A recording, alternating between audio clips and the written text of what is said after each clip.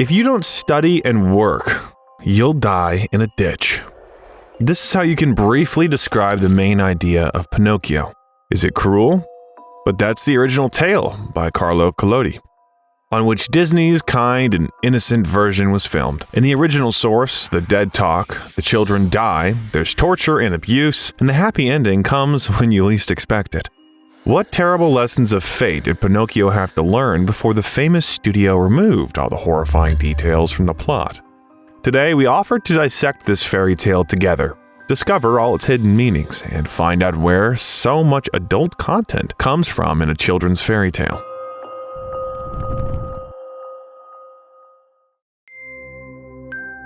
When Uncle Disney started working on his Pinocchio, he even stopped production at some point as Collodi's tale disappointed him so much, because the main character was a completely unsympathetic, arrogant scoundrel, and the level of cruelty in the story exceeded all limits, even if it was a story for adults. In order to better understand why the adventures of Pinocchio are full of such tough situations that the character finds himself in, we need to know one thing. Carlo Collodi, who wrote the fairy tale, could not stand small children. He was especially annoyed by boys. This is confirmed by the fact that he was never married and had no children. But this was most clearly manifested in the fact that his fairy tale for children turned out to be more than just instructive. Collodi's life lessons sometimes resemble outright sadism, and the mortality rate among the characters in the story can be confidently equated to some kind of horror story. But is it only the author's dislike of children that is to blame? In fact, the Pinocchio he describes really deserves a good beating, and if it weren't for such terrible lessons, he probably would have remained an arrogant and lazy wooden boy. But let's start from the very beginning of the tale. Once upon a time, a very old poor man, Geppetto, was given a log because he wanted to make a puppet out of it so he could travel with it, give performances, and earn a living. Geppetto decided to name the wooden boy Pinocchio. As soon as the doll's face was cut out, the eyes immediately blinked, and the nose, which the old man had cut off several times, kept growing and getting longer. In this act of creation, many see biblical and Quranic motifs, because from inanimate matter, clay or dust, a higher being creates new life. Similarly, Geppetto carved Pinocchio from wood. An analogy can be drawn with the eerie legend of the Golem, because Pinocchio was also created by Geppetto in a certain sense in order to protect himself from an enemy no less cruel than a massacre, from hunger. The puppet was supposed to provide the old man with the means of subsistence. There's also a claim that the image of Pinocchio had a real prototype, a disabled man who had the same name and also wooden legs. From the first seconds of life, the wooden, disobedient boy shows his vile character. While the master is finishing his body, Pinocchio tears the wig off his head. As soon as he learns to walk, he immediately runs outside and returns to Geppetto's hut only when he's hungry and cold. There he meets the 100-year-old talking cricket, who begins to give the boy life lessons and warns him about the dangers of disobedience and laziness. But Pinocchio throws a hammer at him, and he dies. Here's the first corpse of an innocent creature in a children's tale. And our fool, not at all upset, falls asleep too close to a metal heating pad which burns his feet. Here's the first cruel punishment from fate, of which there will be many more in this story. Fortunately, Geppetto returns, and after the boy promises to be obedient and go to school, he gives Pinocchio a new pair of legs. He also sells his only coat to buy his son a spelling book. Seeing this, Pinocchio throws himself on his father's neck in gratitude. But the problem is, in addition to his good heart, he has a spoiled character and a lazy nature, which gravitated towards entertainment and freebies. Having promised to go to school, he did not get there because a puppet theater came to town. Pinocchio immediately forgot about his intention to learn to read, write, and count, and having sold his new spelling book, bought a ticket to the play. In the theater, the characters saw people like him, wooden puppets who loudly greeted him from the stage because they saw him as one of their own. But they were very surprised by one thing. He did not have strings, like a real puppet, which you pull to control him. But is this a coincidence? In fact, in this story of a puppet, which is created to be controlled, there's also a philosophical meaning of the search for freedom. As from the first minutes of his existence, Pinocchio begins to rebel, escape to freedom, and does not want to obey general rules and live as he should. Study and work. But as we'll see later, this external freedom always turns into mortal dangers, pain, and suffering for him. Why is that? Because thanks to these lessons, Pinocchio's idea of freedom is transformed over time. Instead of the external freedom to do whatever he wants, he chooses the dream of internal freedom, to become a real man, a real boy. But let's go back to the adventures of our character. Because the boy disrupts the performance, the theater director, the creepy Mangiafoco, is about to throw him into the fire. But seeing the depressed and frightened boy, the director decides to let him go. However, instead of Pinocchio, another doll, Harlequin, is to burn in the fire. Then, for the first time in his life, the wooden boy shows kindness. He offers himself as a sacrifice instead of Harlequin. And when Pinocchio calls the director Your Eminence, the man suddenly decides that no one will die in the fire today. This episode, in which the character pleases the tyrant's vanity, carries another important theme for the author, a political one. Throughout the book, Collodi will criticize corruption in business and government and point out the cruelty of social inequality. Actually, the theater itself, where the puppets are in the position of slaves who are often punished with a whip and controlled as they please, is a metaphor for the unfair treatment of some businessmen with their subordinates in the real world. The author seems to be warning, this is what can happen to you if you don't get a normal education. However, it turns out that the terrible puppeteer also has a heart, and he's so moved by Pinocchio's self-sacrifice that he awards the wooden boy 5 gold coins so he can return to his father and buy him a new coat and the spelling book for himself.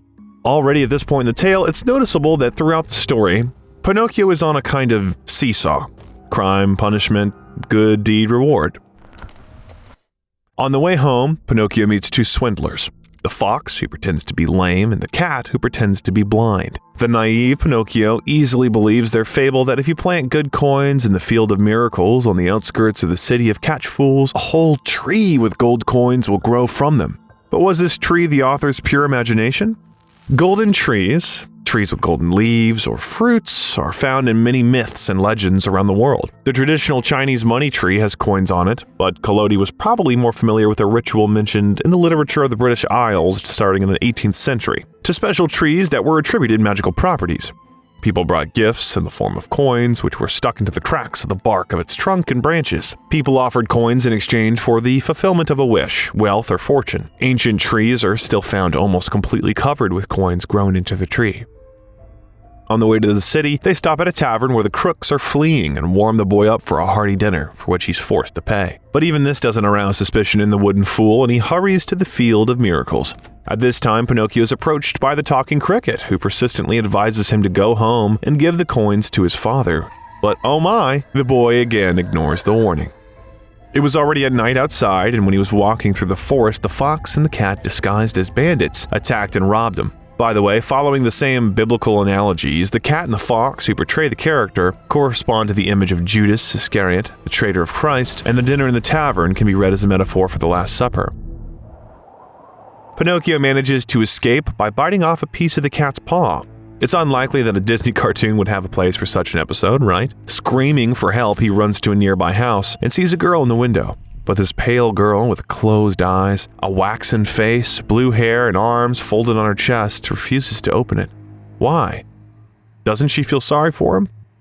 Turns out the girl is actually dead and waiting for the hearse to take her to the cemetery, and there's no one left in the house to open it because everyone is dead. Agree, it's not only a child who can make the hair stand on end from this scene. Why is this dead child talking? Some believe that the appearance of this character was influenced by the fact that Collodi had witnessed the deaths of his 6 younger siblings. It's quite possible that the loss made such a profound impression on the author that the image of the deceased child haunted him even in fairy tales. The girl was clearly a living, dead person, either a zombie or a ghost. For Europe at that time, ghosts were more suitable, but there was another option. Gypsies, who at that time freely traveled the world, including to Italy, brought with them their legends, among which was one about a powerful necromancer who could revive the dead and force them to serve him. This is closer because the theme of necromancy is very widespread in Italy, even in our days. Elements of ancient necromantic rituals are still present today in the cult of the dead or in the cult of the pesantelli souls. They include such features that were traditional in the necromancy of Italy and Greek legends as offerings in the form of milk, honey, wine, grain, but especially water, preceded by certain preparations and rituals. So, such a creepy author's invention could have real mystical roots. In addition, the motif where the dead somehow interact with the living helps them, guides them on the right path, or conversely, harms them, has long been present in many cultures in the world. So, night, darkness, in the moonlight, a house turns white, and in its window there's a dead person who cruelly leaves the boy to die. The robbers seize him and hang him on an oak tree, waiting for him to die. His dead mouth opens and 4 gold coins, which he had hidden in his mouth, drop out. This scene for many is a veiled parallel to the description of the crucifixion. In general, the question arises, what is the reason for this affinity of a cruel children's fairy tale with biblical plots? It's no secret that the Bible is full of cruel, sometimes bloody, instructive plots. Everything becomes clear if you take an interest in the biography of Carlo Collodi, who studied for years in theological seminary, prepared to become a priest, and spent all his young years immersed in the world of biblical stories. By the way, if we stick to the biblical analogies, the scene of Pinocchio's hanging has other hidden meanings. Saint Peter was hung upside down on the cross because he did not consider himself worthy of being executed in the same way as Jesus. Maybe the author, drawing an analogy with Christ, still decided that an upside-down hanging would be more appropriate. After all, Pinocchio is not the Messiah. Moreover, in the first illustrated decks of mystical tarot cards, which appeared in the 17th century, there was already a card, the Hanged Man, which depicts a man hanging upwards by his leg. One of the meanings of the card is the need to look at life or a situation from a different angle, to learn a lesson. Isn't that why Collodi chose this method of the robber's influence on the character? It's also likely that Pinocchio's hanging carried his shame and humiliation for previous unrighteous deeds. Because hanging upside down also has historical roots, moreover, from medieval Italy, for some time there was also a popular tradition of public punishment of swindlers and thieves called defaming portrait, a genre of humiliating painting. It came from the feudal code of honor, where shame was one of the most important social punishments. So in such drawings, which were supposed to publicly disgrace the person depicted in them, the person was mostly depicted hanging upside down. But let's get back to the sad ending of Pinocchio, because in the first version of the tale, which Collodi published in parts in a children's magazine, this scene was the last and the wooden boy died, hanging from a tree. Wonderful optimistic ending for a children's tale, right? From the author's point of view, everything was fine because the half-witted, naughty, and greedy scoundrel Pinocchio justly got what he deserved. But at the publisher's request, the wooden boy had to be brought to life because readers began to write indignant letters to the editor and demand to change the ending and continue Pinocchio's adventures. So Collodi urgently reanimated the dead blue-haired girl, turning her into a kind of fairy with blue hair, and assigned her the mission of rescuing Pinocchio. If we support the theory that this heroine is an echo of the image of Collodi's deceased sister, it's not surprising that he wanted to revive her, at least on paper, and endow her with supernatural powers.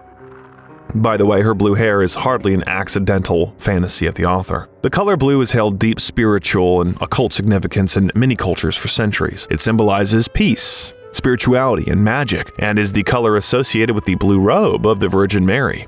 This girl is the embodiment of the higher divine powers that watch over and guide Pinocchio. When the fairy girl looks out the window and sees Pinocchio hanged and no longer breathing, she sends her servants for him and summons 3 bizarre doctors, among whom is the ghost of the talking cricket. Why does Cricket appear again and again in the tale and constantly spoil all the fun for the wooden boy? Even after being killed, he appears as a ghost and continues to pester him. Probably because he's both the voice of the author himself and the voice of the foolish boy's conscience. When Pinocchio comes to senses, he weeps bitterly, remembering how he treated his father. But this pang of conscience does not last long. He is capricious and does not want to take the medicine that the fairy gives him, and he also lies to her that he's lost 4 gold coins, although they are in his pocket. Lies follow lies, and here, as we can already guess, ta-da! He again receives his punishment. Speaking of lies, the character even has a psychological condition characterized by compulsive lying named after him. Pinocchio syndrome, or pathological lying, is a disorder in which a person lies to get attention, gain approval, or manipulate others, and can be associated with other mental health problems. The fairy treats this syndrome in her own way. First, 4 black rabbits with a coffin come after him and say that he will die now because he's not taken the medicine. They are undertakers who work for death, carrying the souls of the dead in coffins and, like Charon on his boat, take them beyond the mortal world. But then, something even more terrible happens. From his constant lies, his wooden nose begins to grow rapidly and grows so much that Pinocchio can't even move. The fairy, in order to teach the boy a lesson, leaves him in this state for a while, ignoring his cries and pleas. When she decides that Pinocchio has had enough, she doesn't just magically shrink his nose. She summons 1,000 woodpeckers who slowly hollow out this huge stick. Did Pinocchio feel pain? He probably did. because he felt hunger and logically he should have had other human feelings, and such a nose reduction was real torture. Speaking of the nose, we're all adults here, and probably many of us had other anatomical associations with the scene of nose enlargement. In fact, Collodi, being also a satirist when writing this book, took into account his adult readers, and we are not mistaken in seeing a metaphor for the male genital organ in the growing nose. What is the evidence for this? Well, at least the fact that if you paid attention, Pinocchio's nose has grown before. For example, when he was carved from wood and he'd been lying up to that point, but his nose had not grown. And here, the first time in his life, he had a close encounter with a female person, and bam, his nose had reached anomalous dimensions. Moreover, of all the organs, the nose had been the metaphorical twin of the penis for many centuries, and among many peoples, not to mention the Freudian associations. But let's get back to the story. Pinocchio and the fairy embrace and agree to be brother and sister to each other, and send for Geppetto's father. The boy runs to meet his father through the forest, where he meets the fox and the cat again, who again call him to the field of miracles. The cat has a wrapped, damaged paw, and the boy is clearly unable to compare facts and draw a conclusion. So he falls for the trick again and sets out to plant his gold coins. But of course, he's misled again. While he's waiting for the tree to grow, the crooks secretly dig up the coins and run away. On the way back to the fairy's house, Pinocchio gets into another trouble because he's used to being guided only by his own whims. Hungry, he climbs into someone's orchard to get grapes, falls into a trap, and the angry farmer puts a stiff, tight collar on him and puts him on a chain. As we can see, Pinocchio still learns nothing. But the story does teach the little reader that you can be treated like a dog or a slave for stealing, because it was slaves in ancient Rome who were put on collars. It seems that the author really got sadistic pleasure, each time punishing the unruly child more and more ingeniously. Thanks to a lucky chance, Pinocchio manages to serve his master and he's released. When the boy finally returns to the fairy's house, he finds only a tombstone because the fairy girl has died for the second time. This time because she missed her little brother. Pinocchio cries a lot until he learns from the pigeon that Geppetto is building a boat to sail in search of his son. He heads there, and before his eyes, his father, along with the boat, disappears under the water, swallowed by a huge shark. The boy throws himself into the water and swims all night searching for his father, but in vain. He swims to the island of busy bees, where there are no idlers or lazy people. The wooden boy is increasingly hungry and refuses several offers of work and money until he meets a beautiful woman. She gives him a drink and he helps her carry the water home. The woman looks a lot like the fairy with the blue hair, only now she's completely grown up. And it really turned out to be her. This time the fairy was resurrected, grew up, and appeared to become Pinocchio's mother. At least in the fairy tale, the author's sister was able to live to adulthood. In this episode, the biblical analogy becomes even clearer, where Geppetto and the fairy with blue hair symbolize God the Father and the Virgin Mary. At this stage, Pinocchio voices his dream to the fairy for the first time, to become a human. It turns out that this is possible. He only has to be obedient for a year, work, not lie, and go to school. So Pinocchio goes to school and becomes the best in the class. All the other boys envy him. One day, he gets into a fight and accidentally seriously injures one of the bullies, which is why he has to run away from the police. While running away, the boy ends up in the cave of the creepy green fisherman, who's about to fry and eat him. The meeting with the fisherman is an example of the similarity of Pinocchio's story with another legendary plot, Homer's Odyssey. The green fisherman is similar to the Cyclops, Polyphemus, while Pinocchio is associated with Odysseus. Why? Both chose not to follow the instructions they were given. In both Pinocchio and the Odyssey, the characters are transformed into animals. Both have to cross an ocean to complete their journey. Both end up in the underworld in search of what they want. Pretty similar, don't you think? Miraculously saved, Pinocchio runs home to the fairy mother, but he knocks on the door with his fists for hours in vain. When he kicks the door, his foot gets stuck, and he stands there until morning. In the morning, the snail, who serves the fairy, gives the hungry wooden boy a bowl of delicious food. The food turns out to be an illusion, and Pinocchio faints from hunger at the door. Only then does the fairy forgive him and give him another chance. Pinocchio is doing well at school again, and one day the fairy tells him that the very next day he'll become a real boy. Overjoyed, he runs to invite his friends to celebrate this event with him, and the mischievous boy again, a minute before his dream comes true, succumbs to another temptation and destroys everything he's achieved before. His closest friend, Candlewick, tells him that he's heading to Toyland, where children do whatever they want all day long and never work or study. Pinocchio does not immediately agree, but after leading Candlewick to a wagon, he meets the coachman there and succumbs to temptation. But why did this man have such an influence on him? The fact is that the children liked the coachman so much that when they saw him and heard about the magical land, they raced to get into his donkey-drawn wagon. Who was this man? He seems to have had something in common with the Pied Piper of Hamelin, a mystical character from old Europe who, with his flute playing, made all the children of the town follow him and drown them in a river. Or he may have been the incarnation of the biblical snake tempter who lured children into trouble with promises of a sweet life. The coachman did not play musical instruments, but somehow he charmed the children and took them with him, and Toyland turned out to be exactly as he had promised. Candlewick and Pinocchio stayed there for 5 months, but one day, they turned into donkeys. This was the price for idleness and unwillingness to learn, and the carriage driver sold the newly made donkeys at the market and made a pretty penny from it. How is this not an allegory of selling people on the black market? Why a donkey? This becomes clear if you know the original language of the fairy tale and its origin. In Italian, asino, donkey, is often used in offensive expressions and proverbs. Most of them call donkeys those who either do poorly in school or work to exhaustion. Agree, the first is definitely about Pinocchio, and the second will also be about him when he finds himself in the donkey's skin. Candlewick is bought by a peasant, and Pinocchio goes to the circus director, who plans to teach him tricks and show them to the public. Circus mastery is hammered into the donkey with a whip and hunger, and every day he sweats in the arena, dressed in women's clothes. During one of his performances, Pinocchio injures his leg, and the circus director sends him to the slaughterhouse. There, before being skinned, he's first drowned in the sea. This is the unhappy end for the second time of the freedom-loving, lazy, and deceitful puppet Pinocchio. But when the skinners pull the donkey ashore, instead they see a wooden boy, who is also alive. As it turned out, during the night, predatory fish gnawed at the dead donkey flesh under which the real Pinocchio was. What is the meaning of such a terrible transformation? Metaphorically, this baptism by the sea, death and resurrection, symbolizes the final purification. With donkey flesh, Pinocchio's previous sins go away and he's reborn to a new life. Here we again have the biblical analogy with Christ.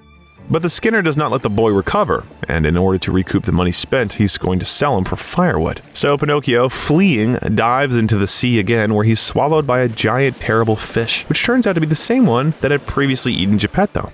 And again, biblical motifs, because we see a strange similarity between Pinocchio and the prophet Jonah. Both initially refused to listen to their parents and went their own way. At the end of this gambit of disobedience, both find themselves in the belly of a fish, and after this adventure, they renounce their arrogance and swear to change and always obey their father. Only in Jonah's case, it's the Lord.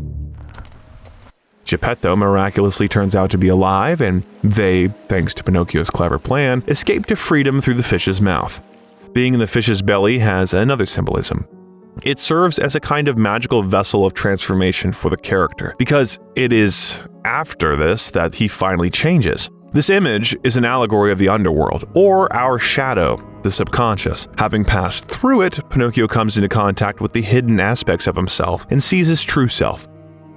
Once free, he immediately looks for a place where he and his sick father can settle down and rest, and in this search, they meet the fox and the cat, who are begging. The fox has indeed lost a leg, and the cat has gone blind, so they also got what they deserved. When the father and son finally come across a cozy hut, it turns out to be the property of the resurrected talking cricket who gives them shelter. This time the boy is not lazy. He gets a job with a farmer to support himself and his father. There he sees a man dying from exhausting work and recognizes his friend Candlewick in him. Another harsh lesson of this fairy tale is that the cheerful Candlewick suffers a terrible death because of his laziness. But Pinocchio has really changed. He works hard and takes care of his sick father. Well, what does the character get from this, except for constant fatigue and the approval of society? After months of hard work, he saves 40 coins, with which he wants to buy new clothes. But at the market, Pinocchio meets the snail, who says that the fairy is seriously ill and needs money for treatment. Without a second's hesitation, Pinocchio gives all his savings to her. That same night, he has a dream. The fairy tale leans to his sleeping body and kisses him. The kiss of the higher being that has guided him all these years becomes the kiss of death for the wooden puppet. No, Pinocchio didn't die. In the morning, it turned out that he'd become a real boy, and his dead doll body was lying next to him on a chair. There was also new clothes and 40 gold coins nearby. Occultists see in this Pinocchio's transformation an allegory of the main alchemical transmutation, from lead to gold, from a wooden doll to a person. Believers see in the path of wanderings and mistakes of the mischievous Pinocchio the motif of the parable of the prodigal son, where the father is God and the prodigal son is a sinner who repents. After all, Pinocchio runs away from his father, leads a sinful lifestyle, and when he sincerely repents, he is forgiven and gets what he's lost and even more. It's such a creepy, multi-layered fairy tale with a very instructive happy ending. In general, The Adventures of Pinocchio is an allegory that can be interpreted in many different ways, but the main idea, perhaps, is that if you do not get an education and remain ignorant, you will be easily manipulated, because you will remain a puppet that can be easily pulled by the necessary strings. Like the tale of Pinocchio, many well-known fairy tales contain hidden, deeper meanings that are often much darker than the text of the fairy tale. On our channel, we invite you to continue exploring these mysteries with us. Subscribe, and we'll see you very soon.